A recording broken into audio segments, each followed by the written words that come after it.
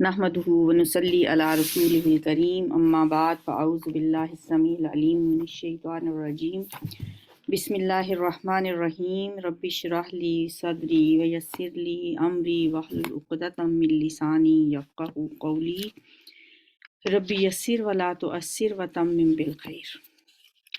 आज हम 27वें पारे का दूसरा लेसन शुरू करने लगे हैं और ये सूरत तूर है।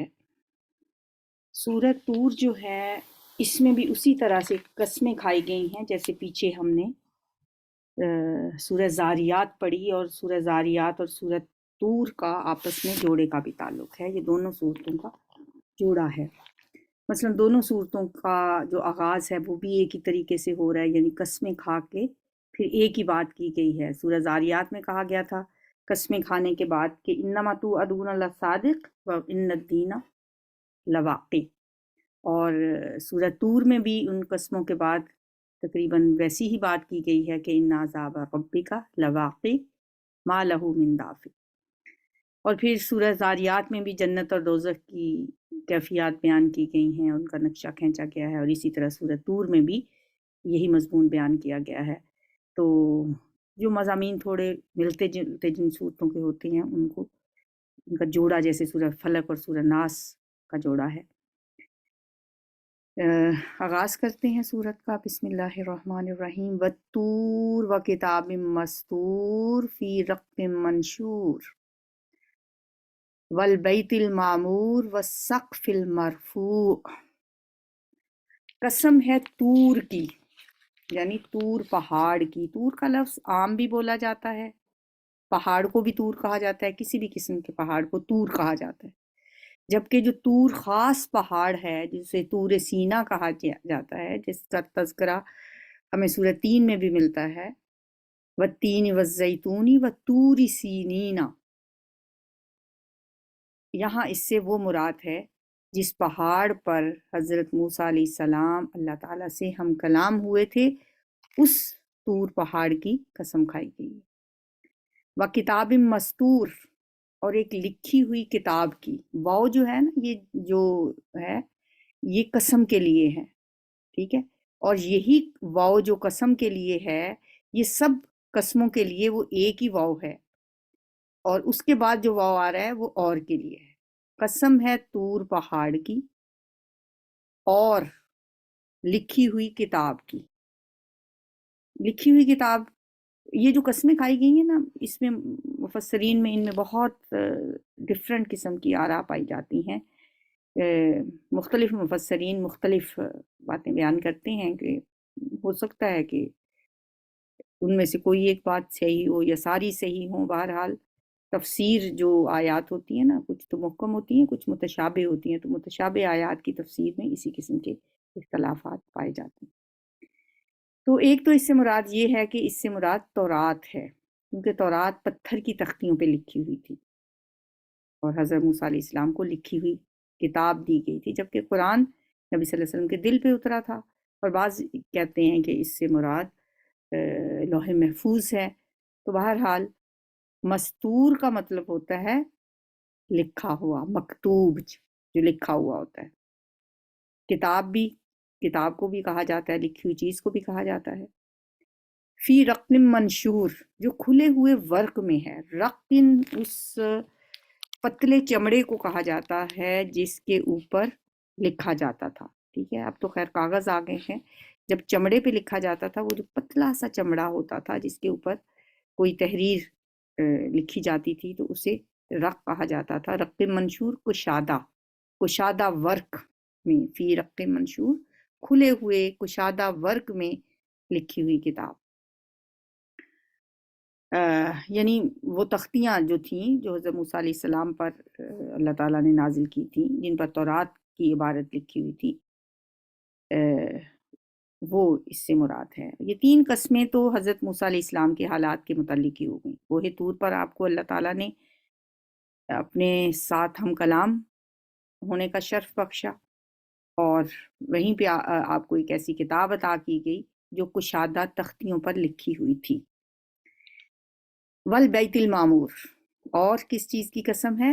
आबाद घर की। बैतुल मामूर के बारे में भी कई आरा मुफस्सरीन में पाई जाती हैं।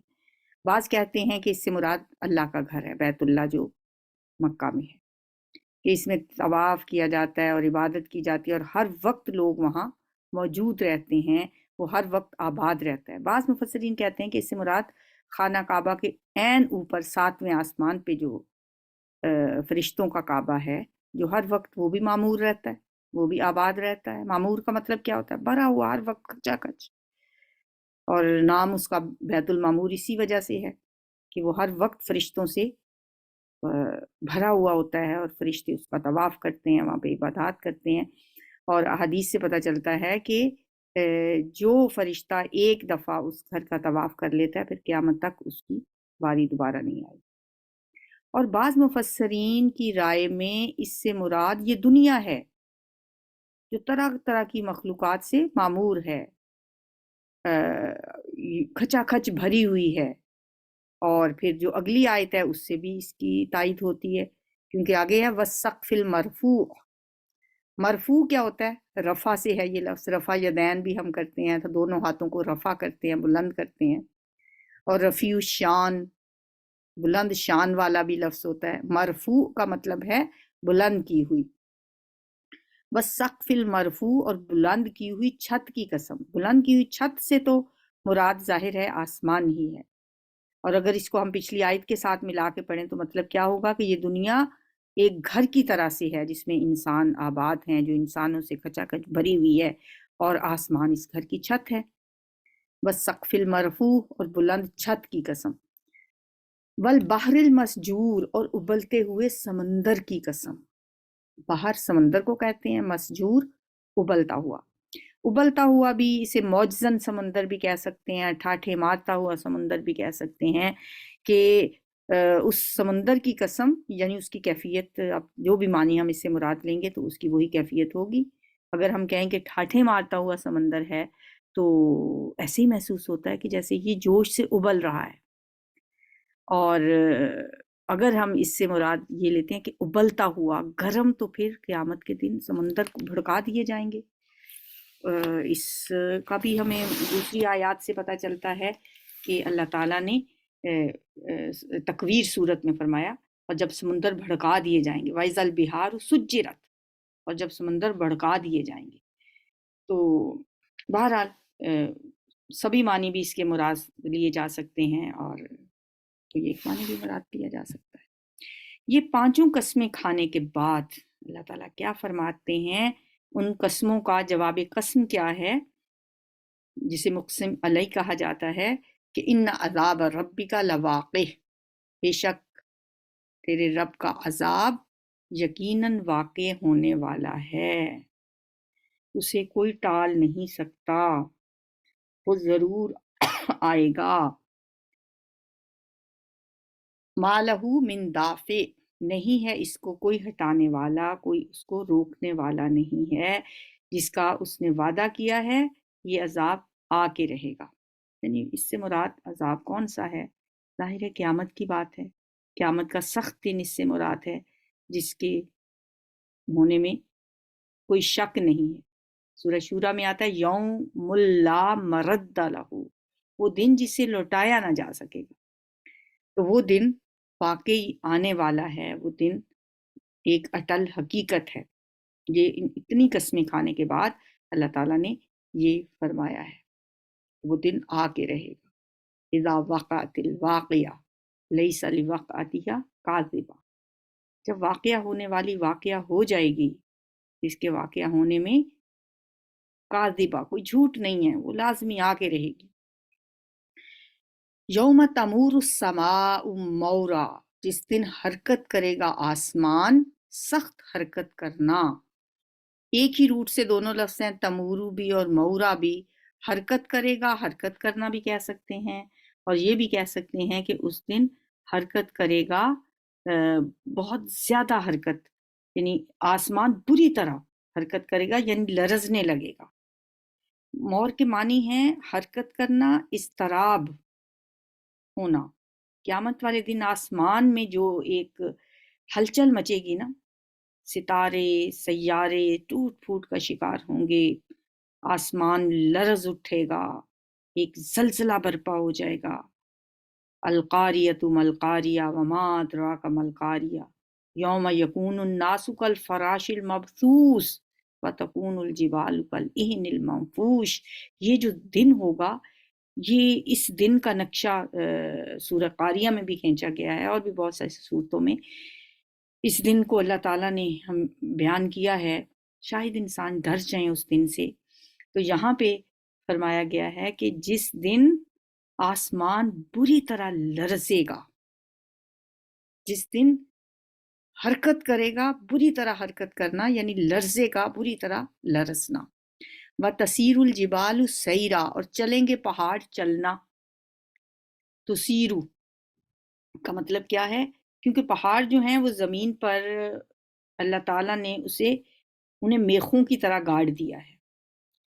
زمین اب حرکت نہیں کر رہی کیونکہ اس پہ پہاڑ اللہ تعالیٰ نے گاڑ دیے ہیں۔ لیکن جب قیامت کا دن آئے گا، اس دن کیا ہوگا؟ وَتَسِيرُ الْجِبَالُ، اور پہاڑ چل رہے ہوں گے، سیرا جیسے چلا جاتا ہے۔ پہاڑوں پر زمین پر جو پہاڑوں کی گرفت ہے، اس کی وجہ سے زمین ہلتی نہیں ہے، لیکن جب وہ نہیں رہے گی تو وہ ٹوٹ کر فضا میں بادلوں کی طرح پھریں گے، ریزہ ریزہ ہو جائیں گے۔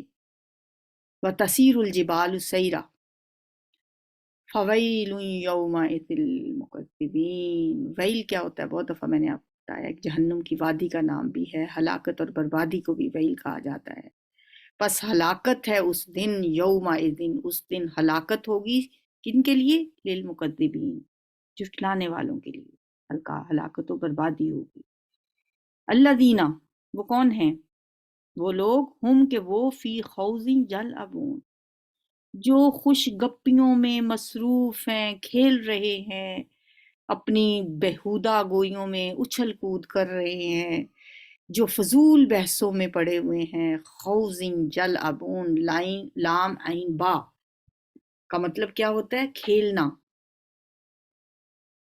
تو جو کھیل رہے ہوں گے فضول بحثوں میں، وہ لوگ ہیں اس دن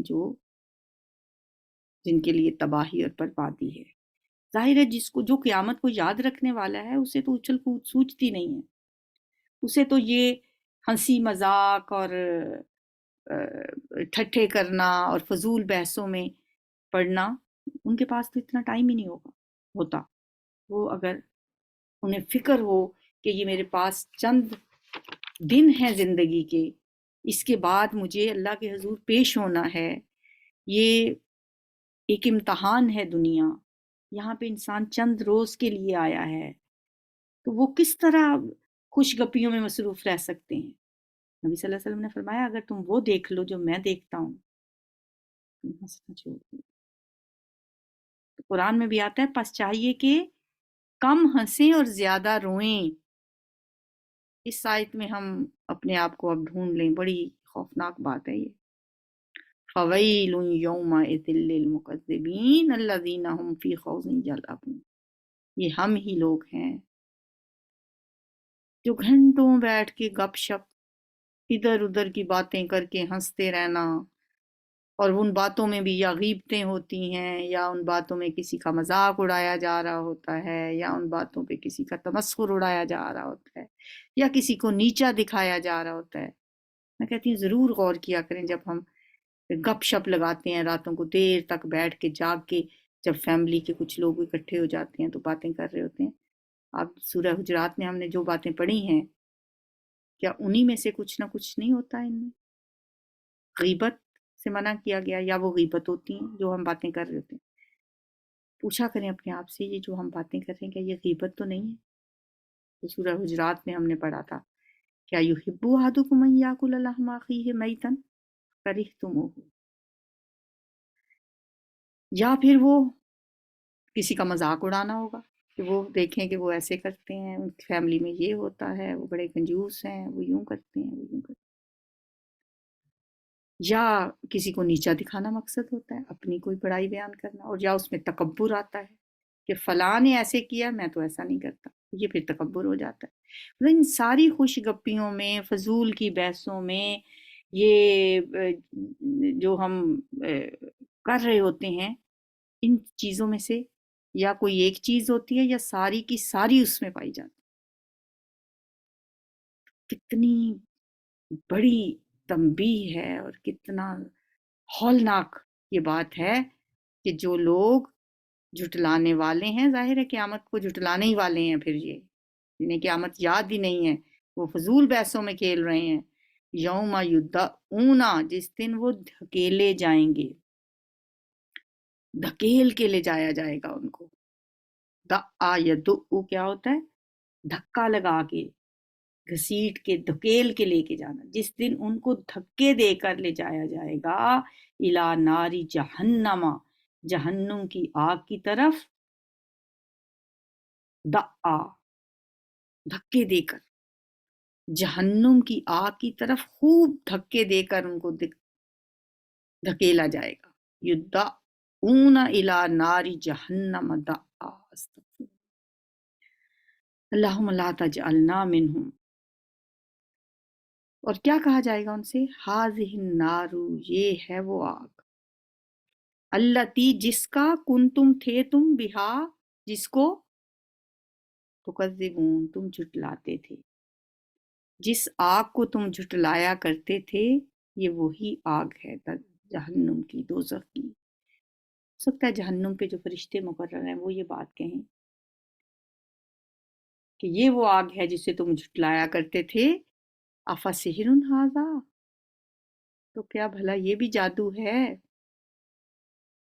جیسے تم کہا کرتے تھے نبی صلی اللہ علیہ وآلہ وسلم کے بارے میں، اب بتاؤ کیا تم اپنے سامنے اس جہنم کو ہی دیکھ رہے ہو یا اس کو بھی تم جادو کا کھیل ہی سمجھتے ہو؟ تمہارے نزدیک یہ بھی کوئی جادو کا کرتب ہے؟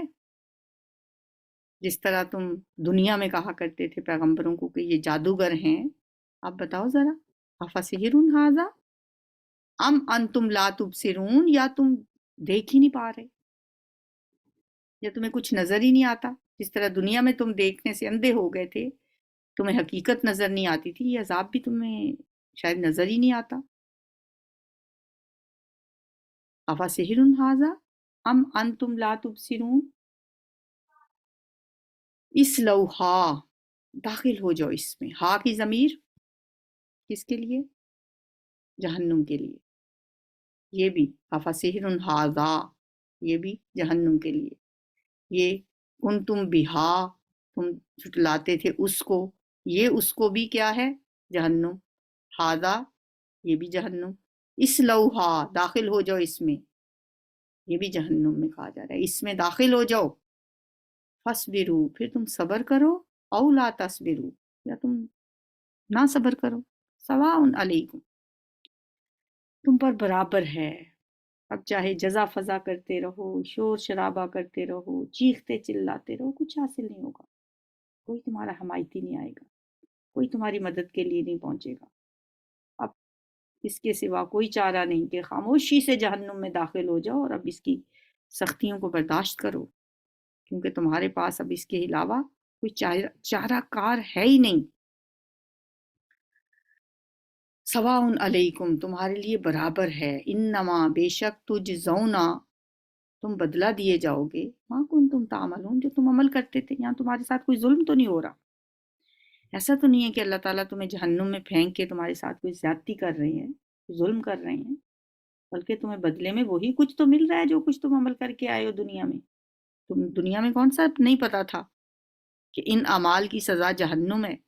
دنیا میں تو جہنم کو بھی مذاق بنایا ہوا تھا، ایسی ایسی لطیفے بنے ہوئے ہیں جہنم کے بارے میں کہ جنت میں تو بڑی بوریت ہوگی، وہاں تو کوئی نہیں ہوگا، جنت جہنم میں تو بڑے ایکٹر ہوں گے، ایکٹریسز ہوں گی، وہاں تو ایسے لوگ ہوں گے، وہاں تو بڑی رونقیں ہوں گی۔ تو اس طرح کے استغفر اللہ، ہمیں ڈرنا چاہیے اس دن سے، اس جہنم سے۔ ذرا سی اگر آگ آپ کی انگلی کو بھی لگ جاتی ہے، کبھی روٹی سینکتے ہوئے روٹی میں سے ہوا نکل کے گرم آپ کی انگلی پہ لگ جائے تو دیکھیں کیا حال ہوتا ہے۔ تو اس جہنم میں اگر خدا نخواستہ کسی کو کچھ دن بھی رہنا پڑ گیا، اللہم لا تجعلنا منہم۔ ان المتقین، اب پہلے جہنمیوں کی بات کی اور اب اہل ایمان کی بات ہو رہی ہے۔ ان المتقین، بے شک متقی لوگ، فی جنات و نعیم، باغات میں ہوں گے اور نعمتوں میں ہوں گے، فاکہین، لطف اٹھانے والے ہوں گے، مزے اڑانے والے ہوں گے، عیش کرنے والے ہوں گے، بما، اس وجہ سے جو آتاہم ربہم، جو دیا ان کو ان کے رب نے، ان کے رب نے جو نعمتیں ان کو جنت میں دی ہیں، یہ مزے کر رہے ہوں گے ان نعمتوں کے ساتھ، فاکہین بما آتاہم ربہم، مزے کر رہے ہوں گے، لطف اٹھا رہے ہوں گے ان چیزوں کے ساتھ جو ان کے رب نے ان کو دیں، اور سب سے بڑی نعمت تو وہاں کیا ہوگی، وَوَقَاهُمْ، اور بچا لیا ان کو، ربہم، ان کے رب نے، عذاب الجحیم، جہنم کے عذاب سے۔ وقا کا مطلب جو ہوتا ہے نا، وقا کا نہیں بلکہ قاف، قا، ہم کہتے ہیں وقینا عذاب النار، ہمیں بچا لے آگ کے عذاب سے۔ ہاں اللہ تعالیٰ فرماتے ہیں بچا لیا ان کو ان کے رب نے عذاب الجحیم، جہنم کے عذاب سے۔ ایک دعا بھی ہم پڑھتے ہیں، اللہم قنی عذابک، اے اللہ مجھے بچا لینا اپنے عذاب سے، مقنی، بچا لینا مجھے، اللہم، اللہم کے بعد قنی، اللہم قنی، اے اللہ مجھے بچا لینا، عذابک، اپنے عذاب سے، یوم تبعث، جس دن تو اٹھائے گا، عبادک، اپنے بندوں کو۔ رات کو سونے سے پہلے یہ دعا ہم پڑھتے ہیں، اللہم قنی عذابک یوم تبعث عبادک۔ یہ وہی لفظ ہے، وَوَقَاهُمْ، اور بچا لیا ان کو، ربہم، ان کے رب نے، عذاب الجحیم، جہنم کے عذاب سے۔ یہ بھی بہت بڑا اللہ کا انعام ہے، اللہ کا فضل ہے، اللہ کی طرف سے یہ نعمت ہے کہ انسان جہنم سے ہی بچ جائے، اور پھر جنت کی نعمتوں کا ملنا، یہ تو بہت ہی بڑی نعمت ہے۔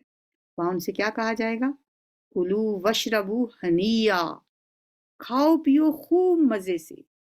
ایک جگہ پہ آتا ہے ہنیم مریا، مزے سے کھاؤ پیو، مزے سے بھی اس کا مطلب ہوتا ہے سہتا پچتا بھی بعض اوقات اس کا ترجمہ کیا جاتا ہے۔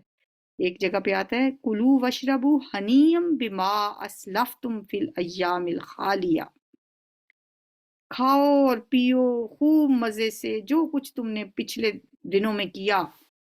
اسے پتہ چلا کہ اللہ کی رحمت حاصل کرنے کے لیے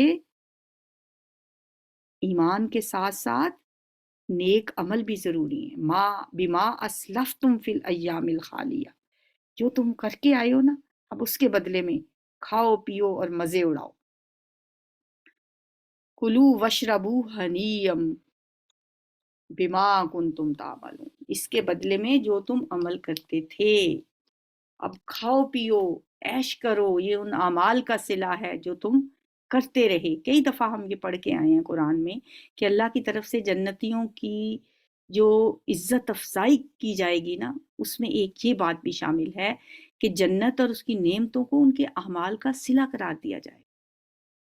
جنتی تو یہی کہیں گے، بار بار یہ اقرار کریں گے کہ یہ اللہ کا فضل ہے، یا اللہ یہ تیری رحمت ہے، یہ تیرا انعام ہے جو تو نے ہمیں دیا ہے، اور ہمیں جنتوں کی نعمتوں سے نوازا ہے، ہم اس قابل نہیں تھے، لیکن اللہ نہیں یہ فرمائے گا، اللہ کہے گا یہ تمہارے اپنے اعمال کا نتیجہ ہے۔ جنتی تو کہیں گے الحمدللہ الذی ہدانا لہذا، اس اللہ کا شکر ہے جس نے ہماری رہنمائی کی اس طرف، وما کننا لنہتدی لولا ان ہدانا اللہ، لیکن اللہ کیا فرمائے گا، بما کنتم تعملون، یہ اس کے بدلے میں ہے جو تم عمل کرتے رہے۔ کتنی خوشی ہوگی نا اس وقت کہ ہمارے اعمال کو اللہ تعالیٰ نے قدر کی نگاہ سے دیکھا۔ دنیا میں تو انسان کو ڈر ہی لگا رہتا ہے نا، پتہ نہیں اللہ کو ہمارے اعمال پسند بھی آئیں گے یا نہیں۔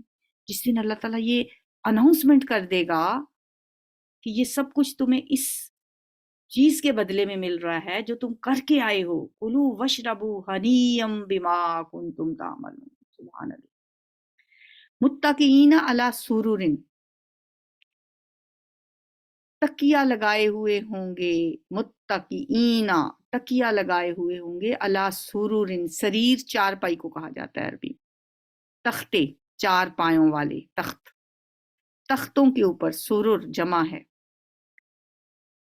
तख्तों के ऊपर तकिया लगाए होंगे, मसफूफतिन, सफों में, मसफूफ सफ से भी है, बराबर बराबर बिछे हुए होंगे, सफ दर सफ होंगे, उनके ऊपर तकिया लगाए हुए बैठे होंगे। वज़व्वजनाहुम, जौज किसको कहा जाता है? अजवाज उसकी जमा है। जौजा का लफ्ज भी आपको पता है। ज़व्वज हम ब्याह देंगे, हम निकाह कर देंगे, हम उनका, बिहूरिन ईन, बड़ी बड़ी आंखों वाली हूरों के साथ, हम उन्हें बड़ी बड़ी आंखों वाली हूरों के साथ ब्याह देंगे।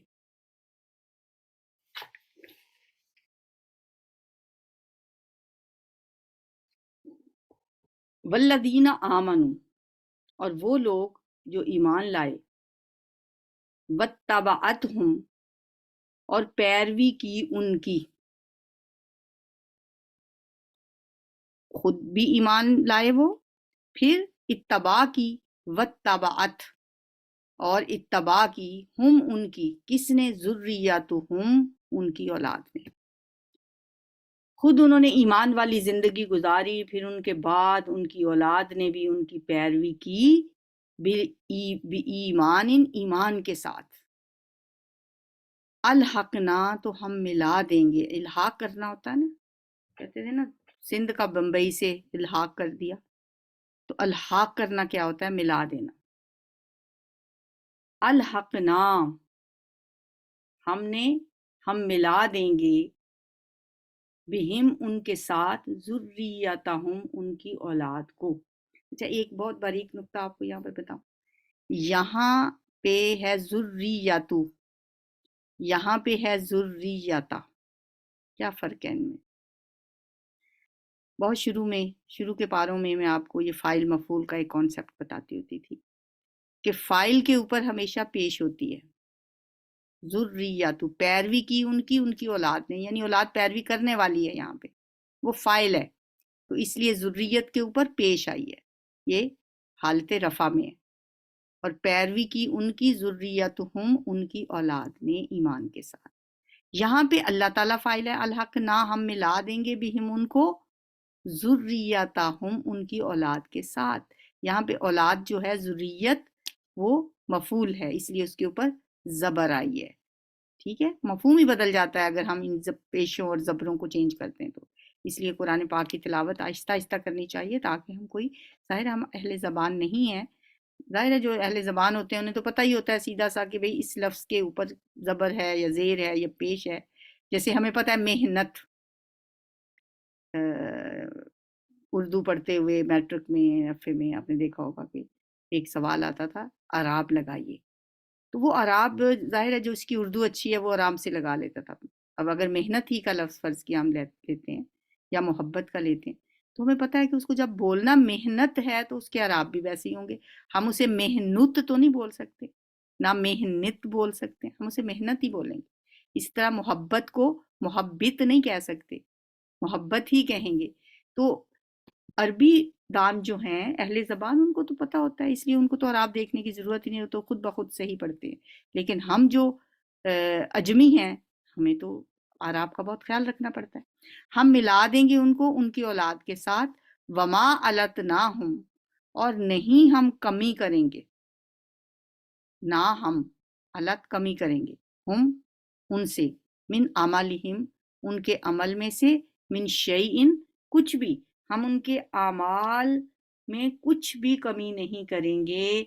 ये वही बात है जो हमने पहले सूरह मोमिन में पढ़ी थी। हामिलीन अर्श ने जो दुआ उनकी हमने पढ़ी थी कि हामिलीन अर्श और उनके साथी फरिश्ते दुआ करते हैं अल्लाह के हजूर मोमिनों के लिए कि रब्बना व अदखिलहुम जन्नाति अदनी निल्लती व अत्तहुम व मन सलह मिन आबाइहिम व अज़वाजिहिम व ज़ुर्रिय्यातिहिम इन्नका अंतल अज़ीज़ुल हकीम।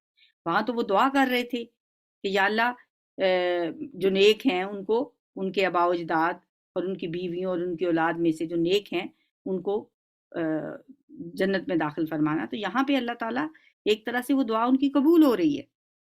अल्लाह ताला फरमा रहे हैं जो लोग ईमान लाए और फिर उनकी पैरवी की उनकी औलाद ने ईमान के साथ, तो हम उन्हें मिला देंगे उनके साथ उनकी औलाद को जन्नत में, और हम कमी नहीं करेंगे उनके अमल में से कुछ भी। यानी अगर कोई वालदैन ऊंचे दर्जे पे हैं और औलाद निचले दर्जे पे है, तो अल्लाह ताला वालदैन को औलाद से मिलने के लिए नीचे नहीं भेजेगा। उनके अमाल में उनके दर्जों में कमी नहीं होगी, बल्कि औलाद का दर्जा बढ़ा के माँ बाप के साथ कर देगा। सुभान अल्लाह, कितने अल्लाह ताला की रहमतें हैं, कितना अल्लाह का फजल है, कैसे कैसे अल्लाह अपने बंदों को जहन्नुम से बचाने के लिए लगता है कि अल्लाह ने बहुत सारी बातें ऐसी हमारे लिए रखी हैं। कुल्लुम्रिइम बिमा का सबा रहीन, हर आदमी, इमरीन आदमी, बिमा उसके इवस का सबा जो उसने कमाया गिरवी रखा हुआ है। रहीन, रहीन का मतलब रहन रखना होता है ना, गिरवी शुदा है। हर शख्स अपने अमल का गिरवी होगा। वैसे तो ये आम है, मोमिन और काफिर दोनों के लिए है। मतलब है कि जो जैसा अमल करेगा उसके मुताबिक अच्छी या बुरी जजा पाएगा। लेकिन बाज कहते हैं कि इससे मुराद सिर्फ काफिर हैं कि वो अपने अमाल में गिरफ्तार होंगे। जैसे कि एक जगह पे है कुल्लु नफ्सिम बिमा कसबत रहीना इल्ला असाबल यमीन, हर शख्स अपने अमाल में गिरफ्तार होगा सिवाय अहल असाबुल यमीन के, यानी मोमिनों के अलावा। व अमददनाहुम बिफाकिहतिन, और हम खूब अता करेंगे उन्हें, अमददना, और हम खूब देंगे उनको, हम खूब अता करेंगे उनको, बिफाकिहतिन मेवे, फल, व लहमिन और गोश्त, मिम्मा उसमें से, यश्तहून जो वो चाहेंगे। हम फल और गोश्त जिससे वो चाहेंगे हम उन्हें दिए चले जाएंगे। यतनाज़ऊन फीहा, वो छीना झपटी करेंगे, फीहा उसमें, फीहा किस देखो यतनाज़ऊन तनाज़ा से है, तनाज़ा का लफ्ज़ होता है ना झगड़ना, तो यतनाज़ऊन भी है छीनेंगे, छीना झपटी करेंगे, खुश तभी से, खुशी खुशी, जैसे नौजवान आपस में बाज़ औक़ात छेड़खानी करते हैं, एक दूसरे से चीज़ें लेके छीनते हैं, खाते हैं, पीते हैं। फीहा उसमें, कासन जाम होंगे, कासा उस प्याले को कहते हैं जो भरा हुआ हो, ला लाहवन, कासल ला लाहवन, ऐसे शराब के जाम होंगे कि जिसे पी के कोई लगव बेहुदा गोई ना होगी। फीहा उसमें, वला तासीम, और ना कोई गुनाह का काम होगा। इत्मुन गुनाह को कहते हैं। मतलब ऐसी उनको शराब वहां पे पिलाई जाएगी जिसे पीते हुए वो आपस में खुश गप्पियां भी करेंगे, छीना झपटी भी करेंगे, मजे करेंगे, और उसको पीने के बाद उन्हें उसका सरूर तो मिलेगा लेकिन कोई लग़वियात या बेहुदा गोई उसमें नहीं होगी। वह यतूफू, और फिराए जाएंगे, गर्दश में रहेंगे। तवाफ करना भी घूमना होता है ना, गर्दिश करना होता है। यतूफू, ताफा यतूफू, और चक्कर लगा रहे होंगे, गर्दिश कर रहे होंगे, अलैहिम उन पर, गिलमान उन नौ उम्र लड़के जो खिदमत के लिए मुकर्रर होंगे, लाहुम उनके लिए, काअन्नहुम वो इतने खूबसूरत होंगे, इतने साफ सुथरे होंगे, काअन्नहुम गोया कि वो लुलुउम मकनून, लुलु मोती हैं, मकनून छुपाए हुए, गिलाफों में रखे हुए जैसे मोती होते हैं, इस तरह खूबसूरत नौ उम्र लड़के उनकी खिदमत के लिए वहां पे गर्दिश कर रहे होंगे, चक्कर लगा रहे होंगे, फिर रहे होंगे। वाकबला बाजुहुम, और मुतवज्जे होंगे, बाज उनके, अला बाजिन बाज पर, यानी एक दूसरे की तरफ मुतवज्जे होके, यतसाअलून एक दूसरे से सवाल कर रहे होंगे। अहले जन्नत एक दूसरे की तरफ रुख करके आपस में सवाल करेंगे।